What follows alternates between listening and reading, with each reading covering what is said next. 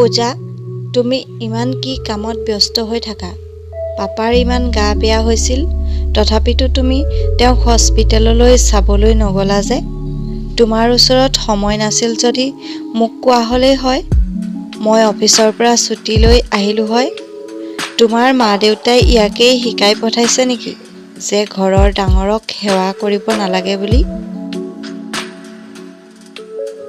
কোনোবা অসুস্থ হ'লে তেওঁৰ সেৱা কৰাৰ সলনি বজাৰলৈ বজাৰ কৰিবলৈ গুচি যোৱা কি তুমি মোৰ মা-দেউতাৰ বেয়া হোৱাটো বিচাৰা? উত্তমে একে উশাহতে সকলো কৈ গৈ আছিল।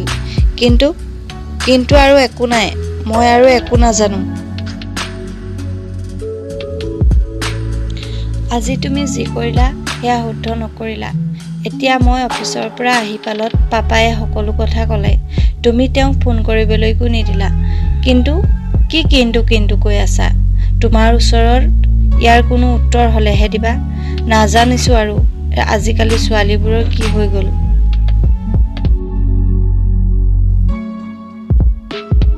নিজৰ স্বামীৰ এনে কথা শুনি পূজা আচৰিত হৈ পৰিল। উত্তমে প্ৰায়ে এনে কৰিছিল। কিন্তু আজি পূজাৰ ধৈৰ্য্যৰ বান্ধোনডাল ছিগি গ'ল আৰু তাই ক'লে, হ'লনে? আৰু কিবা ক'বলৈ বাকী আছে? এতিয়া তোমাৰখিনি ক'লা, এতিয়া মই কওঁ শুনা। পূজাই অলপ খং কৰিয়েই ক'লে, বোৱাৰী হ'লো বুলি শাহুৰ-শহুৰ বেয়া হোৱাটো চিন্তা কৰিম নি? মা-দেউতাটো তেওঁ মোৰো হয়। এয়া চোৱা মোবাইলত দেউতাৰ যোৱাকালিৰ ৰিপৰ্ট আহিলে। দেউতাৰ বিশেষ একো হোৱা নাই, কেৱল অলপমান কলেষ্ট্ৰৰেল বাঢ়ি আছে। ডক্তৰৰ লগত মই কথা পাতিছিলোঁ। ডক্তৰে ক'লে দেউতাৰ ঔষধৰ প্ৰয়োজন নাই, ব্যায়ামৰহে প্ৰয়োজন। আৰু ইমান ঠাণ্ডা বতৰত মই তেওঁক পুৱা উঠি ব্যায়াম কৰিবলৈ ক'লে তেতিয়া তেওঁ আৰু তুমি দুয়োয়ে মানা কৰি দিবা। সেয়েহে মই বজাৰলৈ গৈ দেউতাৰ বাবে এই ব্যায়ামৰ মেচিনটো আনিলোগৈ। পুৱা সদায়ে ঘৰতে খোজ কাঢ়িলে আৰু ইয়াত ব্যায়াম কৰিলে তেওঁৰ কলেষ্ট্ৰৰেলো কম হ'ব আৰু দেউতা সুস্থ হৈ পৰিব। মোবাইল তেওঁ ভালদৰে ব্যৱহাৰ কৰিব নাজানে। দেউতাক এই কথাকে বিশ্বাস দিয়াবলৈ টান হৈছিল যে তেওঁ ডক্তৰৰ ৰিপৰ্ট মোবাইলত আহিলে। তেওঁ আকৌ ডক্তৰৰ ওচৰলৈ গৈ ৰিপৰ্ট আনিবলৈ যায়।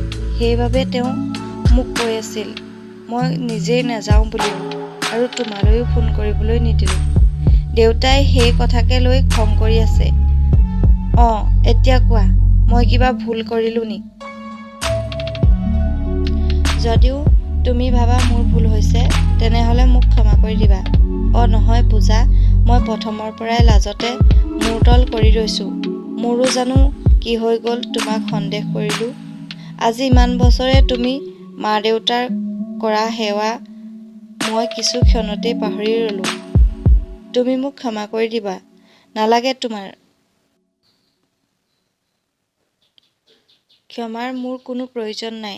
যদি কিবা কৰিব বিচাৰা, তেনেহ'লে দেউতাক ব্যায়াম কৰিবলৈ মান্তি কৰোৱা। ব্যায়াম দেউতাৰ বাবে বৰ দৰকাৰী। বন্ধু-বান্ধৱীসকল, ঘৰখনত কিছু কথা হ'লে বোৱাৰীজনীকেই প্ৰথম দোষ দিয়া হয়। সমাজখনে এই কথা বুজিবলৈ বহুত সময় লাগে যে বিয়াৰ পাছত শহুৰৰ ঘৰখনেই বোৱাৰীজনীকে নিজৰ ঘৰ হৈ পৰে। বোৱাৰী নিজক নিজৰ জীৰ দৰে ভাবিব লাগে আৰু বোৱাৰীয়ে নিজেও মা-দেউতাৰ দৰে ভাবিলেহে এই ঘৰখনত সদায় সুখৰ বিৰাজমান। বন্ধু-বান্ধৱীসকল, আজিৰ কাহিনীটো ইমানেই আছিল। যদি শুনি ভাল পালে ভিডিঅ'টো লাইক এটা কৰি চেনেলটো ছাবস্ক্ৰাইব কৰি দিব। ধন্যবাদ।